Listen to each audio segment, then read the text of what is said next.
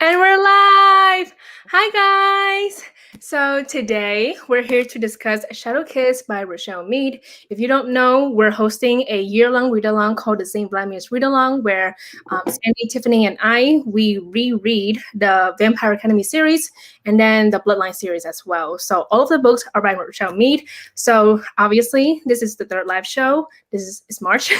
It's the end of March, and we're here to discuss the third book of Vampire Academy. So this is Shadow Kiss. So real quick, we're going to do a quick introduction to your name and then your channel's name and your social media. First time, well, I was gonna say first time reading the book or reread, but this is a reread for everyone. So you can talk about that, and then your thoughts on the book, spoiler free. So Sandy, you go first. All right. Hi, everyone. I'm Sandy from the channel Sandy Reads a Lot, and I really enjoyed this book. I really loved seeing Rose's character development, and I feel like that's very evident in this book in particularly, well, at least so far. And I also really love seeing Rose's friendship with Christian in this book too. But yeah, that's some of my non-spoiler free thoughts. I mean, spoiler thoughts. Sorry. Hi everyone, I'm Tiffany from Read by Tiffany. Not so much active on YouTube anymore, but I'm very active on Instagram if you want to follow me there. I always love rereading the Vampire Academy books. They're always such a fun time, and totally agree with Sandy that the Rose and Christian friendship is just so wonderful, top tier. And I think with this book, it's just so much fun. We get so much more expanded from the first two books in terms of the world, the magic system, romance, politics, all of it is just chef's kiss. Definitely was such a wonderful reread. Okay. Hi guys, my name is Trinh. You're on my channel right now, and Transformers, obviously. And this is my second time reading this book. The first time was back in the summer of 2015, and then this is my second time, obviously. Oh my god, I really enjoyed this book. But I will say we were having a quick conversation. So Sandy and Tiffany gave this book 5 stars, I believe. So I was having that feeling maybe I can give this 5 stars, but I give it 4 stars. It's still good. Don't roast me. It's still good. I think I'm just reserving the 5 stars for the later books. I don't know. I don't know what's my favorite book of the series, so I'm reserving the 5 stars for that. But yeah, this book was really fun. It's really entertaining. A lot happened, and also because my memory is so bad, I got things mixed up. Especially the ending, I got a lot of things just mixed up. And then there's also a lot of things that I really enjoy seeing, Christian and Rose, obviously. But then it's nice to see Lissa again. Well, we see her obviously, but we get more of her. Because I feel the last book she wasn't really there. Yeah. So it's nice to see Alyssa again, and then the other characters as well. So I think that's about it for the quick introduction. So now we're going to jump to the spoiler section. It's gonna be long probably because this book is pretty thick, and also I have a list of things we can definitely talk about because a lot happened in this book, and there's a lot we gotta discuss because this book gets so good. I was reading it and I was at the last 100 pages, you know those moments where you're sitting in bed and you're just oh my god, this book is so good. Yeah, it was just you ever whisper that to yourself? I do, yeah. Yes. I think around page 350, Mm-hmm. That's the start of the last 100 pages. I'm I forgot so much. So yeah, I want to say the ending is really good. So yeah, we're gonna jump into the spoiler section. So if you have not read Shadow Kiss, don't watch this live show because we're going to go in depth with everything. So if you have not read this book, then leave. But if you have read this book, read it. You gotta read it. I like how Tiffany is a simp for I'm such trash for these books. Oh my god. This book that I remember I read Vampire Academy Frostbite and then Shadow Kiss together at the same time. Yeah. But then when I read this book, the next book, Blood Promise, wasn't out yet. So I was left with the cliffhanger in this book that we'll talk about very briefly.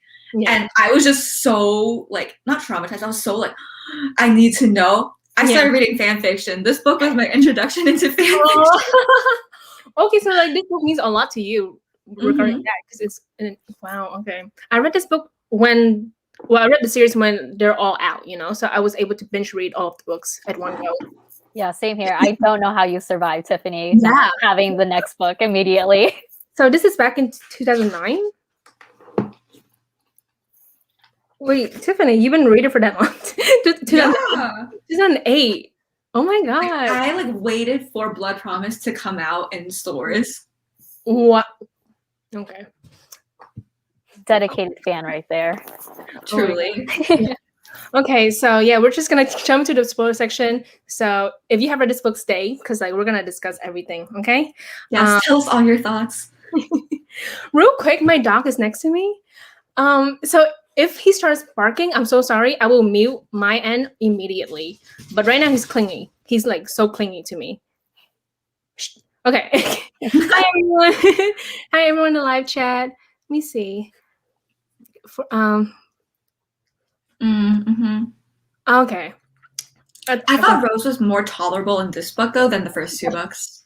Yeah, I want to say that towards like the beginning, like when she threw a whole tantrum in the cafeteria, I believe, like once she finds out that she has to guard Christian, that whole thing, I was like, oh my god, no. But then again, throughout the entire book, she's not horrible. I want to say, like, if you compare her to Frostbite, she's better in this book. And I don't know, I see her as a mature person because like she does has to go like fight struggle, you know, like that was a lot. Miko, stop! You're embarrassing me. Let me see. I remember that. I was like, oh. I remember when all of us were just like, we're not going to say anything because we don't want to give anything away. But that was a really good guess. Yeah, I never would have predicted that. Okay, real quick, say hi. Hi. Okay. No. You could have stayed on my lap. Okay, you gotta be a good boy. But yeah, I remember that. I remember Tiffany asking someone to be like, if you have never read this book, like put your prediction in live chat. Someone predicted that, and I was like, should we highlight this comment? And Tiffany was like, no. No, but that was a good one. I think it's like a certain experience getting to read about the agony that like Rose goes through of finding out like Dimitri turned Strigoi and like just him like being in the cave and not being able to go back for him. That's like a certain type of agony. Okay. I'm forever trash for these books. Elia. Oh my god. And then yeah, every book is better than the last. I really hope so. Cause now like this book is obviously like, you know, better than Frostbite. So I really hope that we're on a good path for like the last 3 books. Wow, we're like halfway through the series. That's actually kind of crazy. I will say though, for those of you who haven't read the next book, there's a new character that you're introduced to, and she's one of my favorites. I love her. I can't wait for you guys to meet her. Me too. I think Tiffany like mentioned her in our group chat, and Sandy was like, "Oh yeah, I forgot about her." Yeah, I completely forgot about her, but I'm excited to like see how it all starts for her story. Yeah. Let me see.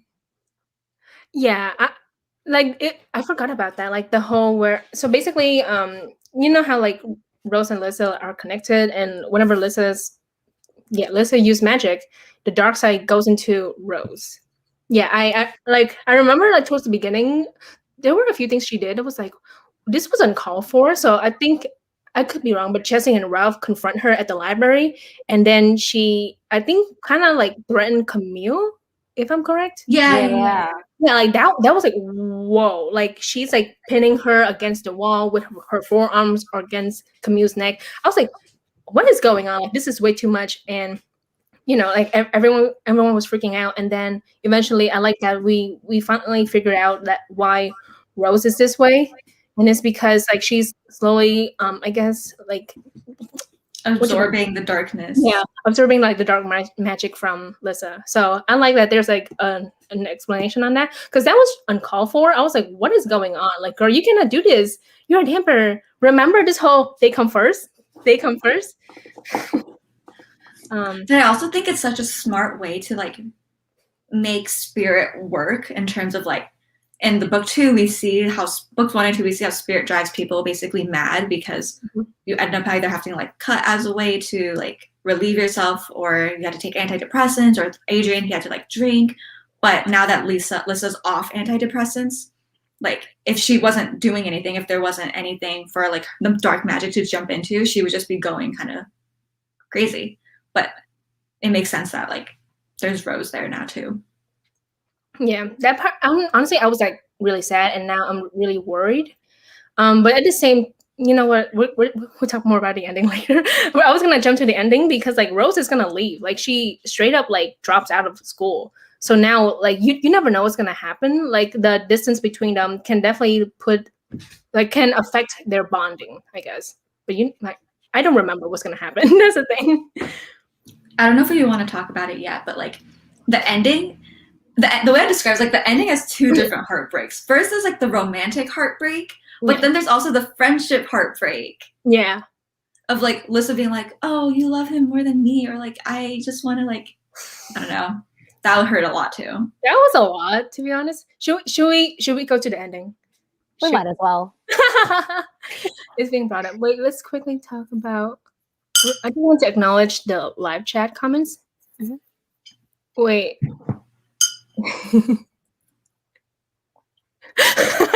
I think she has to do that because the ending where Rose leaves, because she makes this whole grand statement of like, oh, I've always put you first, Lissa. Like I'm putting myself first for once. Yeah. That it makes it so much more impactful. Yeah. Yeah. But yeah, I put that down. I put it down. They come first. That whole like idea is like a belief that the Damper has for so long. Like I think Rose has been like Rose repeats all the time that this has been ingrained to them since they were children.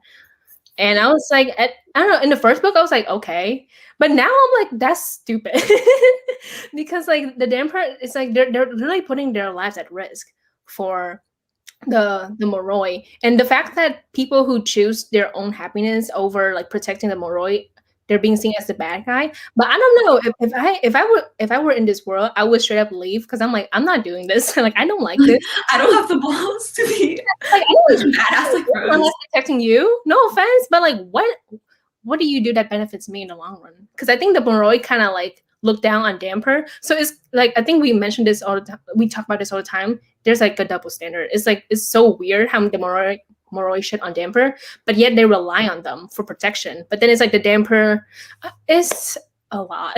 So yeah. But yeah, I think like the ending, like that was really heartbreaking. Like Rose choosing to leave, and then like the whole friendship breakup too. Mm-hmm. So the ending. Who wants to start? Okay, real quick, the last 100 pages. I remember Dimitri turning into a Strigoi.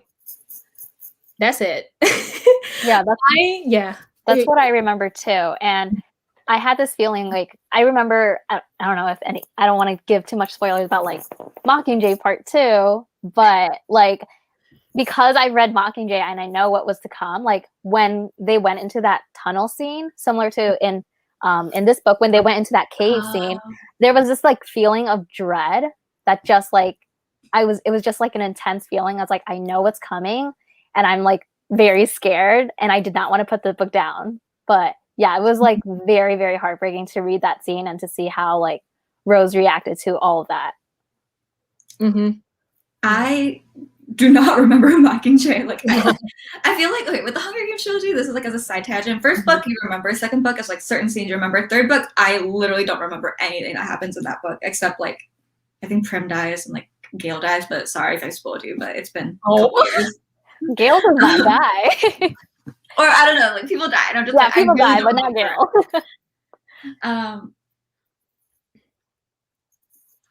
I don't know how to like order everything because there's so much we could talk about, but yeah. I think it's so cool. Like in the last couple pages when the Strigoi attack, that Rose and Christian get to team up and like use magic side by side as like a fighting duo, and it's really showing that so many people have to step up and be thrown into like a real world situation of like fighting.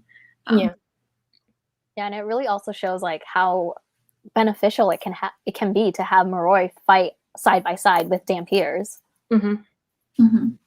And I think the cave scene was also especially like oof, because you get to see people who were taken away after the initial attack to the cave, and they wanted to like launch a rescue mission. So it's like one of the first times that the Guardians are on the offensive rather than just like defending themselves. Yeah.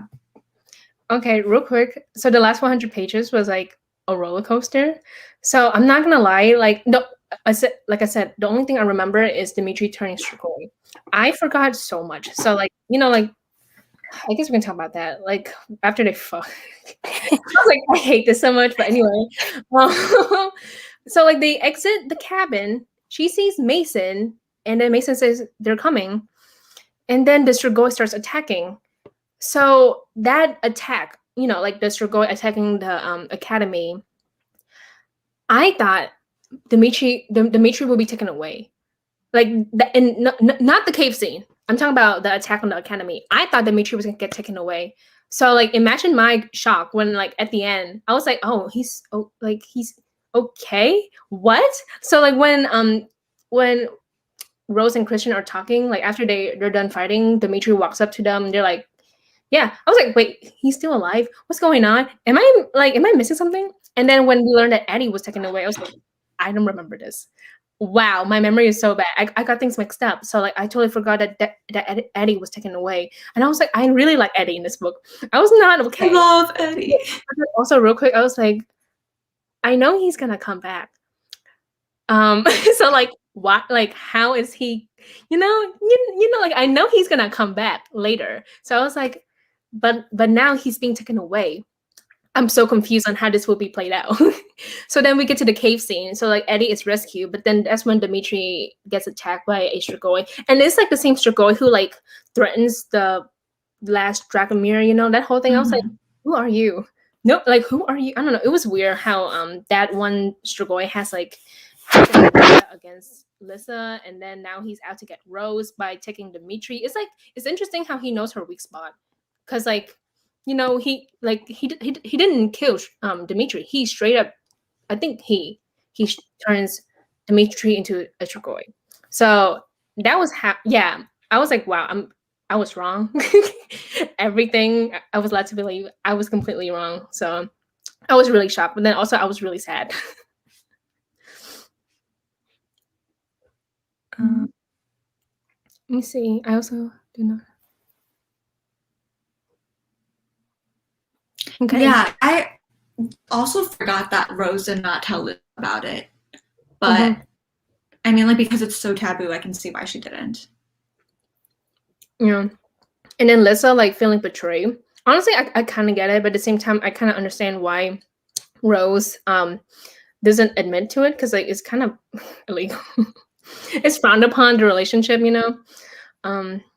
but yeah, I guess we can definitely talk about two scenes where I remembered Rose and Lissa, they were in a church, and then Rose was like begging Lissa to like bring Dimitri back, and then that's when like, oh yeah, I'm getting the names mixed up. Oh my god. And then that's when like Lissa finds out that Rose is actually like in love with Dimitri, because throughout this book she was trying to set Rose up with other people. And I was like, girl, oh my god, this is so embarrassing, so like that's when she realized that Rose is in love with Dimitri. And then another scene we have is like literally the last page, probably, like when Rose is walking away and then Lissa is there, and then this whole thing. Honestly, a part of me was like, what is going on? Because I think Lissa was like straight up begging Rose to stay for her. I don't know. I was like, I don't know. I was kind of like what's going on? Because it's like Lissa's like begging Rose to stay for her and all these things. But then Rose was like, no, I have to do this. I have to go. I have to kill Dimitri. I don't know. It was a lot. Yeah. Also, that scene where like Rose goes to Adrian for money. I'm just like, Adrian, you're too good, my boy. Yeah, like, I think Leah said like my top 3 guys in VA are Adrian, Christian, Eddie. I 100% agree. Like Dimitri's like everyone loves him. He's a Russian like suave guy, and I'm like, he's like lower tier for me. He's okay, but he's not my type, Yeah. Plus he's older. Actually, we're the same age. I forgot. He just feels a lot older. Yeah. But yeah, like that scene where Rose like comes into Adrian, but not just that, she exploits his feelings for her to get the money. I was not okay. I was like mad. I was like, dude, that's like cool. Like part of you gets it because it's like her love for Dimitri is so grand. Like she's even going out of her way to like try to kill him because it's what he wants. From their talk, like from book 1 of like how I don't want to be a sugar boy, like I don't want to be an evil monster. But it's just her like knowingly using Adrian's like infatuation for her to get money and all that stuff. And then Adrian be like, okay, you have to give me a proper chance if you come back then. I'm just like, it all hurts. I don't know. A part of me is like, I feel bad. I do. I honestly feel bad for Adrian. And I was just mad at Rose. I was like, well, this sucks. Because like she keeps like touching his hand and she does it again and again and again. She knows that what she's doing is bad, but she does it anyway. I'm like, oh my God, girl, what's going on? I was were there scenes where she was like flirting with Adrian throughout the book beyond like the last part? I don't think so. I think there's a scene where she was like experimenting with the whole kiss thing because like the freaking therapist was like, are you infatuated with this person because you cannot have him? That whole discussion, I was like, oh my God, I don't have the brain cells to dissect this.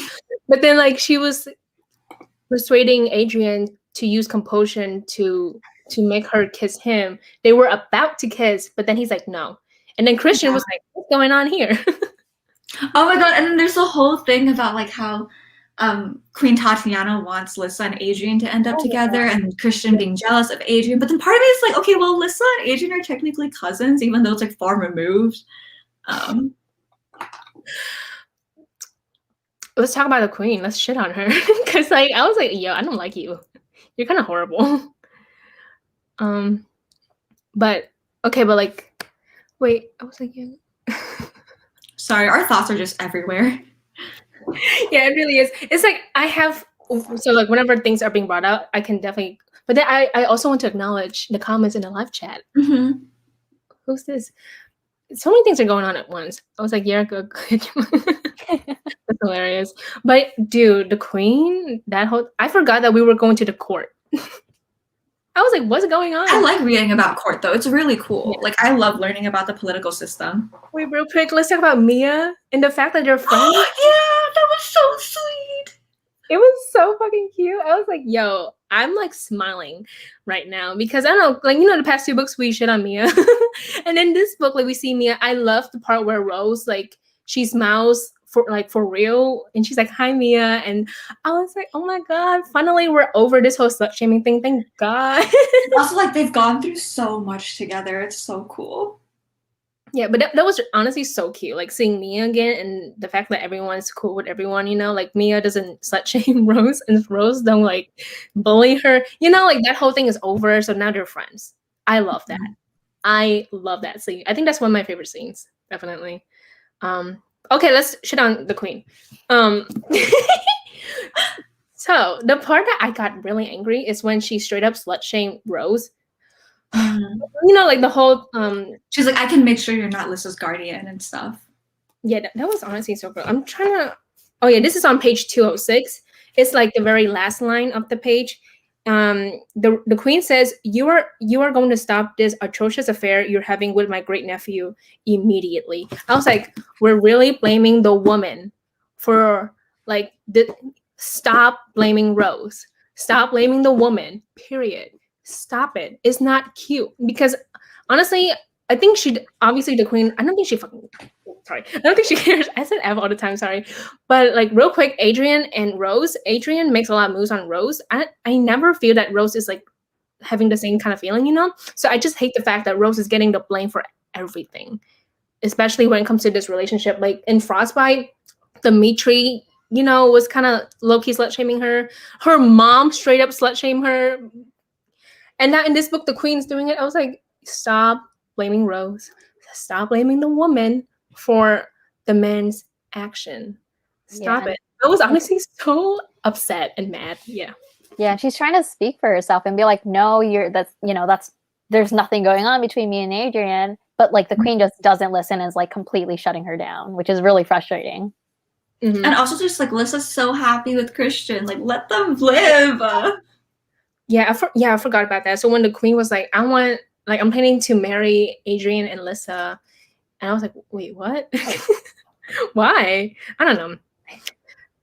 That's not gonna go anywhere. But anyway, it was just weird. I was like, the queen is. Oh yeah, and then also like her lover is a Ambrose, young the massage guy. Knowing he's young too and everything, I was like, I feel so uncomfortable because I believe Rose mentions that Ambrose is like, it looks like he's only a few years older than her, but she's 17, so he can literally be like in his early 20s. That's the thing. And the thing is, that when I read that, I was like, oh, I'm not surprised. Honestly, yeah. But I kid you not, once I find out, I was like, wait, how old is the queen? I was like, is she a young queen? I don't think so. I think she's pretty old. So I was like, I'm uncomfortable right now. But yeah, it's nice to see Ambrose, to be honest, because I like this challenge of like the blood whore thing, you know, like there's like, you know, a whole stigma, and I like that there are characters who's like, no, your opinion and your beliefs are wrong. Like in the first book, Dimitri was like, my mom is like a stay-at-home mom too. I guess she's like considered a blood whore, but like in reality, she's just you know, a woman who just wants to stay home and raise her children, and that is okay. You know, she doesn't have to go out and fight the world and like protect the moroi. If she chooses not to, then it's fine. And I'm like, yes, thank you. Stop slut-shaming women, please. Bruna said the queen and the grandma from, oops, sorry. Yeah. The comment below that. Wait. Yeah, they're the same. Have you watched Pride and Prejudice? Which one? The one with Keira Knightley? Mm-hmm. Yeah, but a long time ago, so I don't remember much. Yeah, me neither. So there's like that old lady who's like, I want Mr. Darcy, I think, or Mr. Bingley to like marry my daughter or my granddaughter. Got it. Yeah, same idea. Okay. Oh yeah, the Queen's the worst. Yeah, yeah, she's just awful. But it's nice to see her, I guess, real quick in this. That's all I have to say about her, I guess. Kind of a tangent, but I love the idea of like, instead of like classes, they have like real in-person training, like an immersive, like the trials basically. Like they have to protect people instead of going to classes. I think that's so cool. Is this at the Moroi court? No. This is just like beforehand. Yeah, that's cool. Okay. Like her getting paired with Christian, and then Eddie getting paired with Lissa. Oh, the field experience. Yeah, the field experience. That's what it's called. Right. That's so cool to me. Okay. No, so real quick, my brain stops working. So I was like, what is she talking about? Oh my god. Okay, yeah, I like seeing the field experience, and like the fact that like I was shocked to find out that Rose has to sleep in Christian's room too, because she's like guarding him 24/7. So I was like, oh, you're with him like literally 24/7. You sleep in the same room and everything. Yeah, what's up? Wait, there was like that one scene where I think it was after she like froze up during the fight with Stan because she saw Mason for the first time, and then everyone's like being really rude to her, be like, oh my god, you like froze up, like questioning her. But then that night she was like laying on the floor or something, and she was talking to Christian. She's like, hey, like, are you asleep? He was like, it was like something like bantery that was kind of funny. But then he was like, no, like I saw you. You don't freeze up. Like I saw you when you were fighting. Like you're going up too. Yeah. But this was like something real. So it's like, even though they like clash because their personalities are so similar, I love that they also can understand each other in that way. Mm-hmm. Yeah. It's really cute. It's so cute. I think Christian is probably my number one favorite, and then Eddie. Adrian annoyed. Real quick, I don't want Tiffany to roast me. That's why. No, it's fine. It's fine. He's like, now that I'm rereading, I'm like, oh, Adrian's pretty annoying and VA. Yeah, like because he constantly like flirts with Rose. So like in this book, a part of me is like, dude, chill, please. Like she obviously doesn't care. like I think everyone can literally tell, except Lissa. But anyway, a lot of people can tell that like Rose is like in love with Dimitri, and it was just like, it was a lot, to be honest. And then there's a scene I find it hilarious is when Rose has a headache on the plane, and Adrian keeps on talking, and then she's so fed up that she's like, shut up, because she has a headache. And I was like, I relate, because having a headache on a plane is the worst feeling ever. And like I can definitely imagine it, you know, being like frustrated and in pain, and then having someone keep on talking. Oh, because Adrian's kind of like a golden retriever. He's just like, yep, and then I'm just like, oh my god. That's so funny. Oh, I like this one. The scene where Rose beats Dimitri. Is it when she beats like the three people, like the 3 Mhm. fictional boy? I love that scene. Yeah, because it's like, damn, look at my girl. Well, she's not my girl, but anyway, I'm proud of her. Like she's beating, she was able to beat the guardians who pretend to be Shigoi. I like that scene because it's like good for you, because I feel bad that like the first time she froze, the second time she's trying to get into the fight, but Stan keeps calling her out, and then this time she successfully beats everyone. The guy who was drunk, he was like, the guy who. Oh, it's a Sunday. Like, oh, it's a pop quiz. Yeah, I was so embarrassed for him though because it's like, dude, like he couldn't do anything because he was so drunk. That's embarrassing. When she says though, like, oh, I would be scared if my life were in one of like those guys' hands. I'm like, honestly, same. Like Rose is really a good guardian, even though she's like annoying. Like she can really hold her own, which I really respect. Yeah. I think this one, Eddie's amazing. Yes. I know. I really noticed Eddie. I'm like, I like Eddie. He's so nice. But yeah, I do feel bad for him though. Like there's a part, this is kind of, it's not funny, but I don't know, it's just like the way it's being presented. Basically, Eddie and Lissa, they're like talking, but like Rose is like seeing this whole thing through Lissa's eye. And Rose was like, the moment we get back, or like the moment we got back from the Strigoi thing from like Frostbite, she realized that Eddie should have been in therapy as well. Because he's like blaming himself for Mason and all that stuff. But I don't know, this conversation was like honestly kind of heartbreaking because like Eddie blaming himself is so different from like Rose blaming herself for like Mason's death. Is because like Eddie was like out for a majority of like the scene from Frostbite because he was like so like drugged up, like high. It's like not his fault. Wait, what?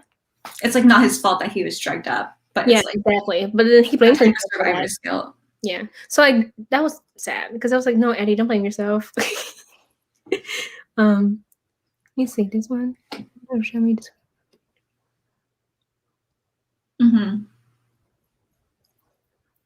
Really okay. The trial, like the field experiment. Okay, I thought you were talking about like the trial, like at the Victor's trial. Yeah, at the Morocco. Yo, seeing Victor again, I was like, I forgot about you. He's just slimy. But then when you read about like his viewpoints and things like that, it's like he has certain parts that are like correct, where like he and Tasha both believe that like Maroi should fight, but then like it's the way that he goes about gaining power that's so gross. And then also the fact that he turns, or like he convinces his own daughter to turn Strigoi. That one was heartbreaking. But yeah. But I was honestly scared because I don't remember the outcome of the trial. So I was like, I mean, there are like evidence, sure, but he can definitely just walk away from this. You never know like what's gonna happen. I don't know, it parallels to what's going on in the real world. So I that's why I was like, I don't know what's gonna happen. I don't know if Victor's gonna go to jail. I don't know if he can get out. I don't know because it's so unpredictable. Because like the exact same thing's happening in the real world, where like we straight up have evidence for like people committing crime, and yet they don't go to jail. So I was like, I don't know what's gonna happen. So it's nice to see Victor actually being found guilty. So good for Tatiana, I guess. Congrats, you did one like good thing in this book.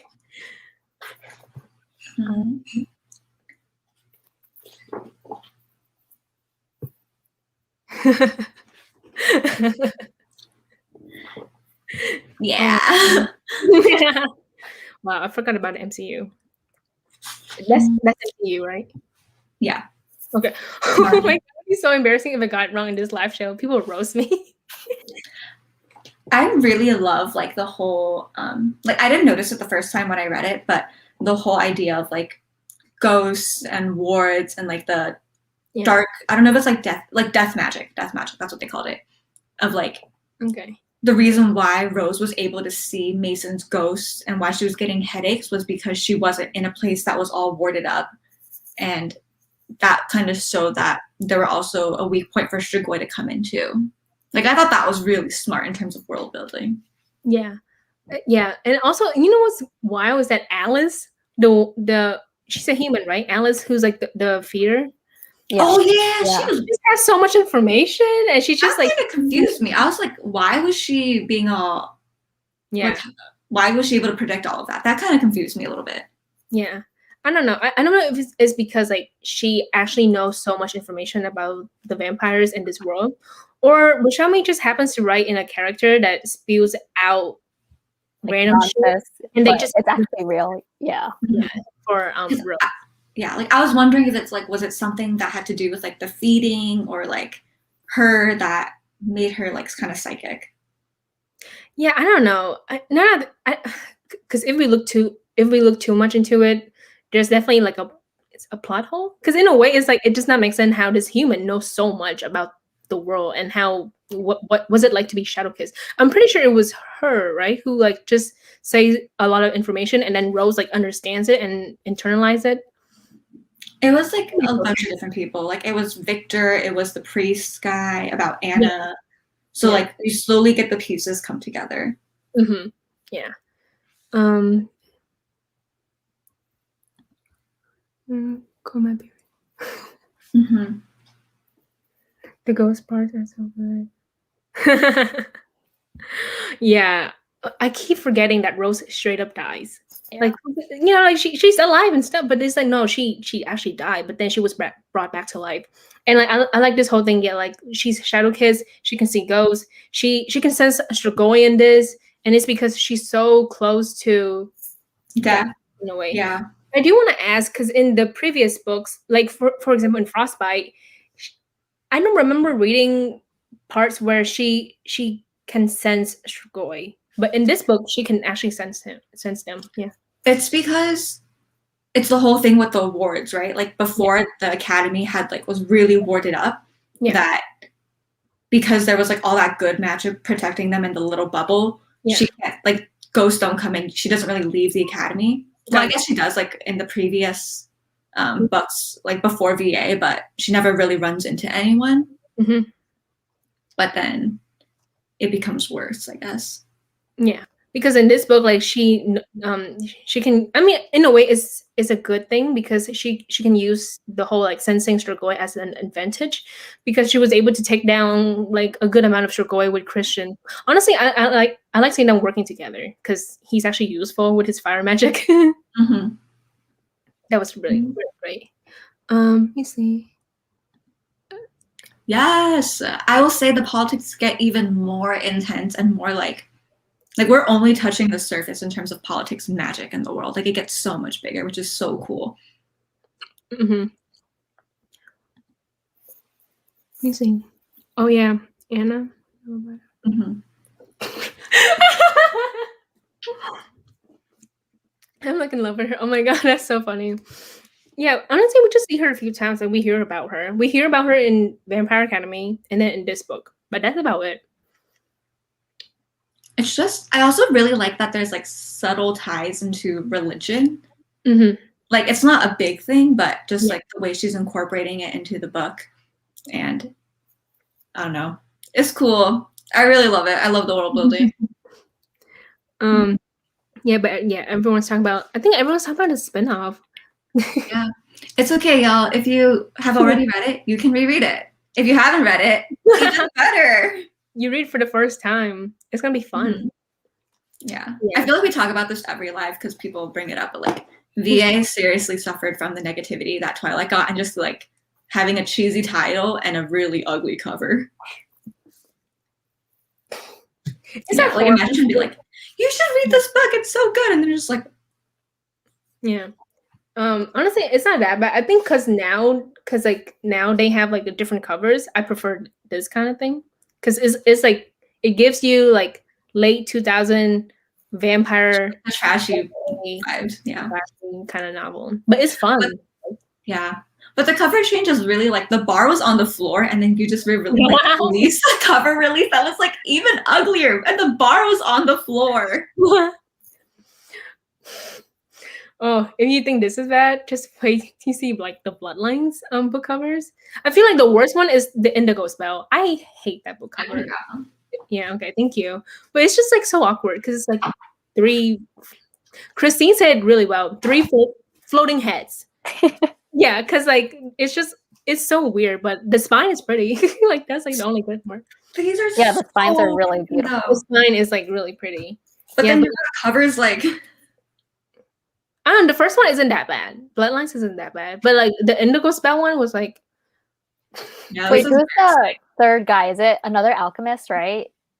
Or am I wrong? One is Adrian, one is Sydney, and who's the other guy? Eddie? Is it? I don't remember, honestly. I was just curious. No, I will text you about it later. But okay. Okay. Well, I don't remember. These spines are really pretty, though. Yeah. I'm a fan. Yeah. Well, wait, let's get back to Shadow Kiss. I like we just like go in a different direction. I guess I have a question actually. Yeah. So like earlier we were talking about Rose being able to see Mason's ghost, and there was a comment earlier that talked about the person was like frustrated that Rose wasn't telling anyone about her experience. I wanted to know like whether, you know, kind of bring that up again and know how you guys felt about it, because I was also kind of frustrated by her like refusing to tell anyone. Like I understand her reasoning, like, oh, people are just gonna assume I'm crazy, but I don't know, I feel like she has really close relationships with people, especially with like Lissa and Dimitri, that I feel like they'd be a little bit more understanding of what she's going through rather than dismissing her as crazy. Yeah. Tiffany, okay, well, when you said that, I was just like, okay, for me, I just overshare to begin with. So I would have like probably told someone. Yeah. But like she's literally bonded with Lissa. She can like see so much of Lissa's life. I think it is very unfair from Lissa's perspective, where Rose can read all her emotions, literally like from the beginning, see when she's getting intimate with her boyfriend, but not be able to like have Rose open up to her. Mm-hmm. Yeah. Wait, so real quick, you're asking like what we think about like Rose's decision to not tell anyone about Mason's ghost? Yeah. I think I was kind of frustrated. Real quick, sorry. I'm reading a book where the main character is holding so much secret, so I got both books mixed up. So in this book, I'm like I definitely remember Rose just not telling anyone about the ghost. It wasn't until she has like a breakdown on the plane that he has to like tell people. But yeah, I was frustrated mostly because like it was so awkward, because like the first trial, when it comes to the few experience, she saw Mason, like Ghost Mason, and she just froze. And then it's to the point where like her action is so bad that there's a damn meeting about what she did, and she couldn't. You did it on purpose. Yeah, but at the same time, a part of me is like, I get it, because if she straight up tell them I'm seeing ghosts, they're gonna be like, we don't believe you. But then like she has to, you know, it's in this book she lie about it, but then like it's to the point where like she is just lying so much about it, I guess, like avoiding this at all costs. It's to the point where it's like, dude, you have to tell someone. Yeah, so telling Dimitri, like he has a hard time believing in ghosts. So like I understand like her hesitation when it comes to telling people, but at the same time I also understand that like she didn't tell anyone.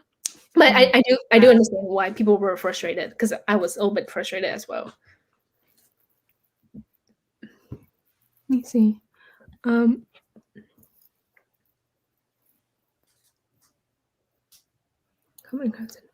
Yeah, because I think Rose can be I don't want to say unreliable. What? She's like kind of an unreliable narrator at times. Yeah, I can see that. But then also she like, because she's not a calm person, you know.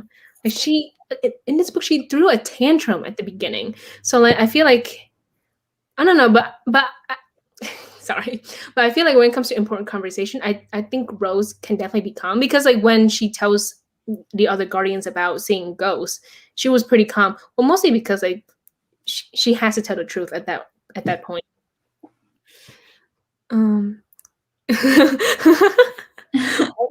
Yeah, exactly. Basically.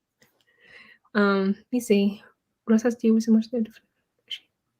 I know, I was shook. Yeah, me too. Back in 2015, yeah, I was like, wait, what's going on? Ghost Mason, and then the fact that he's just so sad. I feel especially it's like such a stark contrast to Mason when he's like normally really happy and like he was the golden retriever at first. yeah. I don't want to think about Mason too much because I'll get like really sad.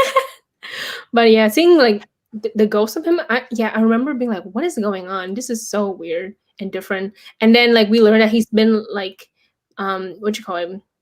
He's been like giving like, he's trying to tell Rose that hey, there are Strigoi and they're coming and all that stuff. Okay, but honestly, this is a great way to go into the direction. We can talk about Jesse and Ralph and how I straight up don't remember them at all. Like, them being stupid and trying to like use their powers. Yeah, it was like honestly, I like more I think about it, it's just like of course these guys exist at school. Okay, real quick, I honestly don't even like I remember them, but I don't pay much attention to them. Like I remember Jesse like hooking up with Rose in the very first book and Dimitri like catching her. But still, in this book I was like, who's Jesse? And of course, they're the reasons why the wards are like weakening. Mm-hmm. And like that whole, initiation process of them basically beating up Moroys and getting them to like use compulsion, like that was wild to read about. Yeah. I also didn't really understand like what was the point of their little thing? Like what was the point of it? Yeah, me neither. I never really got that too. Yeah. I think just to like flex their powers. I think in this book they're trying to suppress the people who are advocating for Moroi to learn magic, like how to use it. I guess defensively, not defensively, but offensively, like as like a fighting tool. Because like literally the Moroi, literally everyone has like magical abilities, but no one knows how to use it to fight other people. So it's kind of like a waste because it's like, what's the point of having magical abilities, but you can't even use it to like defend you and just rely on damper. I don't know. I think that's definitely because I think their whole thing is that they're like trying to not conquer, but like bully other people. Yeah. Sorry. Because I was gonna say their whole thing is to strengthen their compulsion ability. Mm-hmm. So. Yeah. I think that was also the whole thing about like them not wanting like the lesser royals or like the non-royals to be in power. Yeah.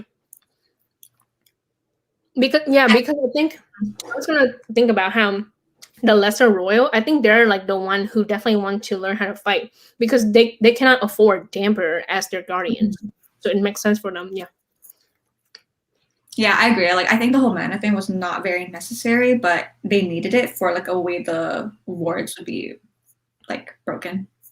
Yeah, that was upsetting. Honestly, I will say I commend Rose for figuring it all out because like towards the end, she tells Dimitri like her whole theory about how like the wars have been broken. Like it's so, like it's to the point where the Strigoi attacked the academy.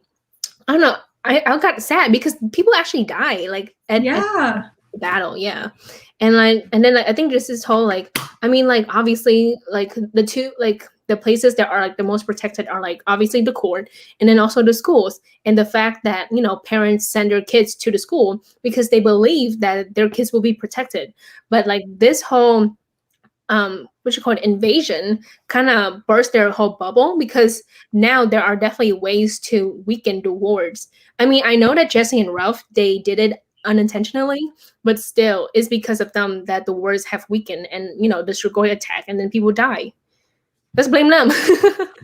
I thought it was really cool though. Sorry, I'm jumping to another area. But like when the Strigoi attack was happening, like Lissa was like, or not Lissa, Rose was like, oh, Christian's like out in like the area that could be like attacked, and he's like my assignee, like he's the person I'm supposed to be protecting. So she goes after him, and technically they could have stayed in the chapel because like Strigoi can't enter holy ground. But then he was like, do you really want to like stay here and hide, or do you want to like go out and fight? And I was like, oh my god, so cool.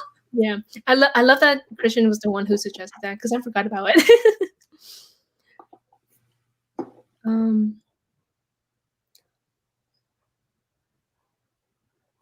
Yeah, so like I think this one I feel so bad for Alyssa.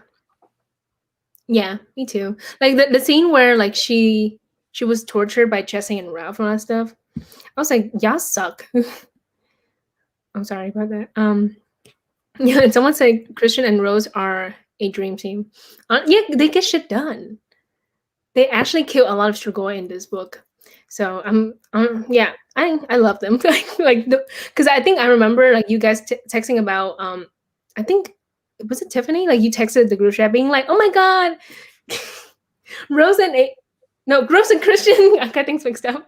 Rose and Christian. Oh my god, their friendship. I was like, yeah, but I'm not there yet. I was so slow reading this book.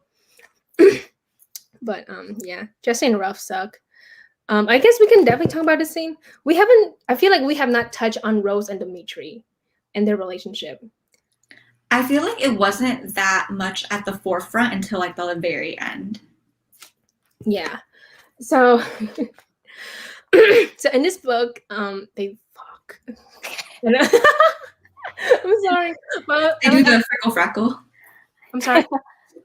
They do the frickle frackle. That's what they you know like that phrase. It was like, oh my god, like that typical phrasing where like there's a sex scene in a YA book, but they cannot be explicit. So it's one of those things where it's like oh my god, where is it?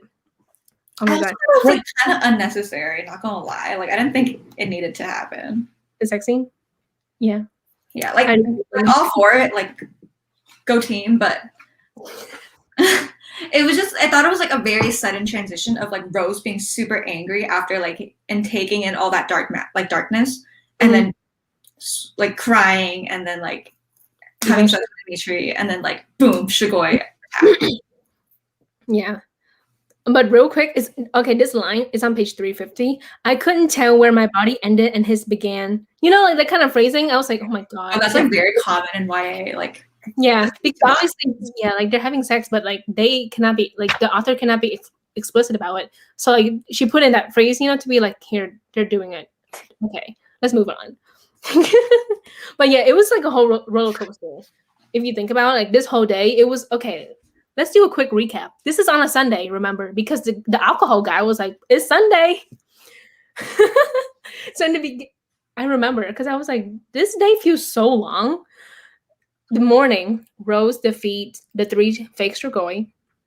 Yay. And then that was the same day? I think it's the same day. Because then like later on, Lissa gets like attacked by Jesse and Ralph, that whole thing. Rose observes the darkness, the dark magic. She's calmed down by Dimitri. They have sex, and then the Strigoi attack happened. And a part of me is like, oh my god, this feels like a lifetime. Because I'm pretty sure she doesn't really sleep, because next thing you know, they need to like plan a way to rescue the people from the cave. So I was like, you're running on no sleep, basically. Like that's like my biggest nightmare. But yeah, they did the thing, they did the deed, and then they were having a conversation. I believe this is before the cave scene. I want to read this line out because I was like baffled. This is on page 397. They're like talking about what they did at the cabin. And then Dimitri has the nerve to say, I don't think what we did was wrong. When I saw that line, when I read that, I said, you should. I said it out loud. I was like, you should. Anyway, I'm glad we did it. Whatever. You get it. Like, I was like kind of upset. I was like, I don't know. It's just, I know that we've talked so much about this, like Rose and Dimitri, but like, we honestly do, because she's 17. Like I don't know, because it's like at one point I'm like, oh, they're cute, but like she's 17. He's 24. This is a student-teacher relationship, like I don't know. I think back then I was like all for it. I know that back in 2015 I was definitely all for the sex scene, because I was like, yay, oh my god, they're finally together. But now I'm like, I hate this. So what do you guys think? Were you like frustrated when you read the sex scene this time around? I think this time around, I don't really care too much about the Rose and Dimitri relationship. Like, I'm not reading for them. I'm reading for like everything else, and for the build-up for bloodlines. I know. Because that is not as like, that's not taboo. Yeah, I also felt the same way. And it's also like towards the beginning too, the author's like, oh, Rose's birthday is coming up in a week. I was like, can't her birthday like at least already pass before they have, sex, leaves but yeah. on her birthday. She leaves the academy on her birthday. She's like, happy birthday to me. Yeah. Yeah. I like this one. Couldn't wait it until she was 18. Yeah, but then also there's a part of me thinks about it. Like I was like, maybe it'll be better when Rose turns 18 because then their relationship isn't too taboo. But still, it's just like the thought of her being a teenager, him literally waiting for her to turn 18 so then they can be together. It's so weird and kind of creepy because it's like, dude, you're waiting for the love of your life or whatever. I don't know. For her to turn literally legal, to turn into a real adult, to finally be with her. So it's like, even that doesn't even like. It doesn't sit well either way. Yeah. Doesn't even make me feel better. So I'm like, I'm not really reading for the relationship here. Yeah, I honestly get it. But the thing is, I know for a fact in the next book is literally going to be about Rose and Dimitri. Yeah, because she's hunting him down. I like the last line though. I said, I think she said, it's time for me to kill the love of my life or whatever. I was like, the man I love. Yeah, the man I love. I was like, that's sad, but I do like the last line of this book because it's like, wow, this sucks. So I think that's that one went fast. Yeah, what's up? This talk went by really fast. Yeah, I feel like I talked too much. I think we briefly mentioned the Dave come first thing. I'm pretty sure we did. Yeah, because like I remember being like, oh my god, this is so dumb. Like the fact that like they're born because like they like their purpose is literally to protect the Moroi, but then like the Moroi mistreat them. So it's like, well, this sucks because like I think Rose like really believes in like protecting the Moroi, which is fine, but at the same time, it's like don't shame people for choosing not to protect the Moroi. Okay, so yeah, Rose. And then I think, have you talked about Rose and Adrian? Yeah, a little bit, yeah. Yeah, like Adrian. Adrian. Any of you in the comments have like predictions for the next book? If you haven't read it, let us know, and we'll try not to react or anything, but we're curious. Yeah, I was gonna. Yeah, so Rose and Adrian. Yeah, Adrian like makes moves. Rose is like, I'm good. I'm with Dimitri. But then at one point she's like, let me try to like kiss him, but then she doesn't. It's a whole mess, to be honest. It's like so much. I do feel bad for Adrian like towards the end because like, he's doing things to like make her happy, well, not make her happy, but it's like he's literally just giving he gives her money. That's Adrian's like just genuinely a good guy. I'm sorry? Adrian's just like genuinely a good guy. Like, yeah. Honestly, whenever Tiffany like raves about Adrian, it makes me happy because I'm like, you know what? That's your man, girl. I think, and then I guess the finale. I guess the last question. I literally put this in. I was like, we haven't talked about this favorite scene of the book. We didn't do it for the last 2 live shows. Oh. So in this live show, we can definitely start. What's your favorite scene of the entire book? Honestly, I just really love any interaction with Rose and Christian. Honestly, I think the same thing. I was like all of the field experiment is fun to read about. Yeah. Honestly, I think my favorite scene is when Rose beats the fake Strigoi, like the 3 fake Strigoi, and then one of them is Dimitri. Mm-hmm. That was a good scene because I was like, damn, look at you, girl. I'm so proud of you. Mm-hmm. Look at you.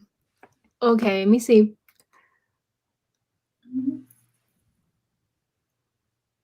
It is really unpredictable from here.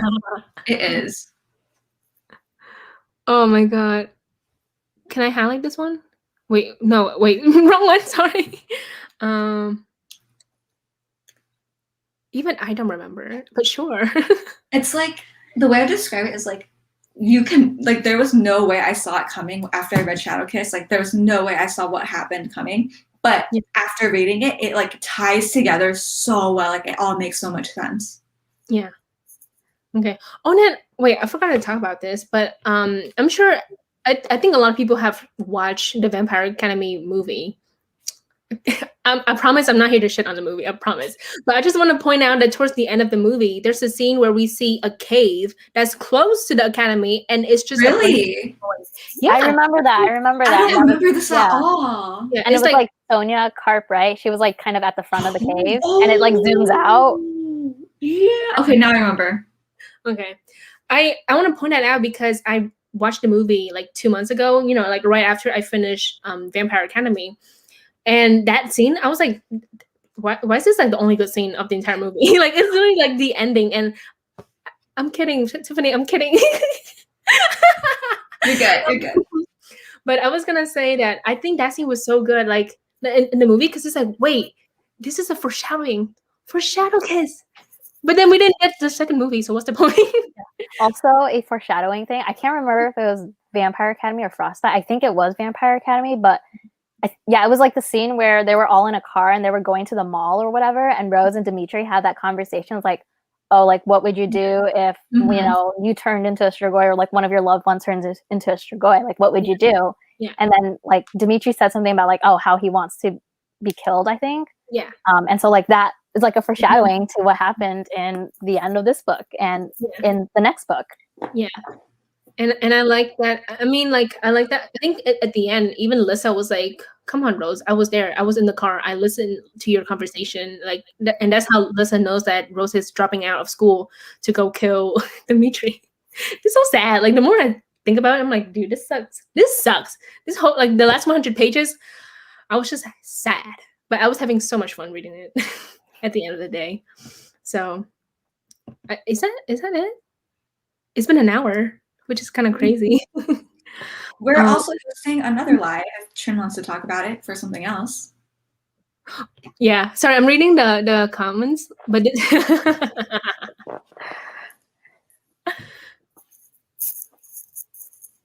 I don't remember the City of Bones movie like at all. Like, I really don't remember it. Yeah, me neither. I watched both of them the first time it came out, and I have not rewatched it since. Yeah, me too. I watched both in theaters. What a time. Me too. Yeah, me too. I watched City of Bones in theater. I think I watched Vampire Academy at home. Worse? I don't know. Wait, you don't like Lily Collins? The person who Natalina was like, I would say City of Bones because I actually like the actress who played Rose as opposed to actress who played Clary. Wow, that was a really loud zoom. Yeah, there was like a car. The thing is, so I have AirPods and they're noise canceling, so I was like really surprised that a car drove by so fast. I'm kind of indifferent towards Lily Collins. I'm like, she's there. She was Lily, but like, I don't hate her. I don't love her either. But I really like her. I really like her in Love Rosie with Sam Claflin. Okay, yeah. Like in Hunger Games. It's so weird to see like actors who play like book characters being in like the same movie. What's his name? Finnick. There we go. Finnick and Clary. Wait, in a way, Finnick kind of looks like Chase. Blonde hair, good looking. Right? Yeah, okay. I see it. But I think for my answer, I think I have to say Vampire Academy because I think City of Bones does a good job when it comes to the ambience, like like they made it serious. Yeah, like Vampire Academy, I think they poked too much fun at it. Yeah, because like I believe it was created by the people who created Mean Girls, so it's supposed to be like funny, but it's like this is so awkward and cringy at times. But I think is that everything? Yeah, we briefly mentioned because like the ending of the movie literally like has a scene of the Strigoi in the cave, and I thought it was pretty cool. So it kind of sucks that we don't get a second movie because they can definitely like expand upon that. Okay, I think that is it for today's live show, and I do have a quick announcement, and it's that next week, yeah, Saturday, April 3rd at 6 p.m. EST, I'm hosting a live show for Chain of Iron by Cassandra Clare. This is what the books look like.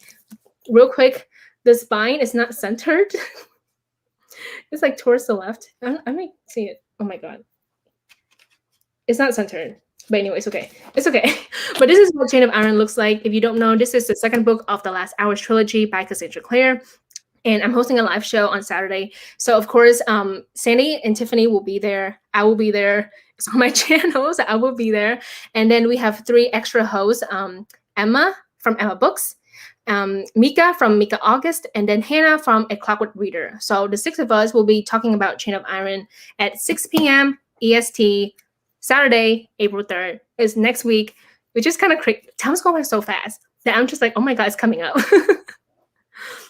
We'll go into spoilers. We'll talk all about it because we are also trash for Shadowhunters in the same way that we're trash for VA. Yeah.